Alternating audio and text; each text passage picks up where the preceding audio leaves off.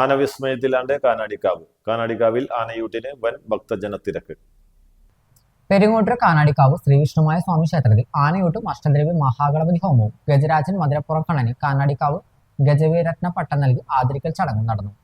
കേരളത്തിലെ തിടമ്പേറ്റി എഴുന്നള്ളിക്കാവുന്ന എണ്ണം പറഞ്ഞ നാട്ടാനകളിൽ ഏറ്റവും അഴകൊത്ത കരിവീരനും ഏറെ ഇണക്കമുള്ള ശാന്തപ്രകൃതനായ കണ്ണനി മഠാധിപതി ബ്രഹ്മശ്രീ ഡോക്ടർ വിഷ്ണുഭാരതീയ സ്വാമി കാനാടിക്കാവിന്റെ ഗജവീരത്ന പട്ടം നൽകി ആദരിക്കുകയും തുടർന്ന് ഔഷധക്കൂട്ടുകൾ അടങ്ങിയ ചോറുള്ള നൽകിക്കൊണ്ട് ആനയൂട്ടിന് തുടക്കമാവുകയും ചെയ്തു.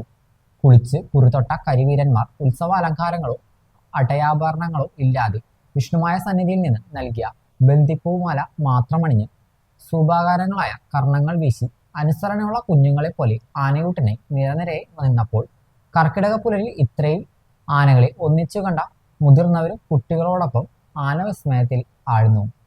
ആനവായിൽ പഴങ്ങൾ നൽകി ആ തുമ്പിക്കൈകളിലൊന്ന് തൊടാൻ ഭക്തർ തിരക്കുകൂട്ടി. ക്ഷേത്രമുറ്റവും മൈതാനവും നിറഞ്ഞ് റോഡിലേക്ക് നീണ്ടു ജനത്തിരക്ക്.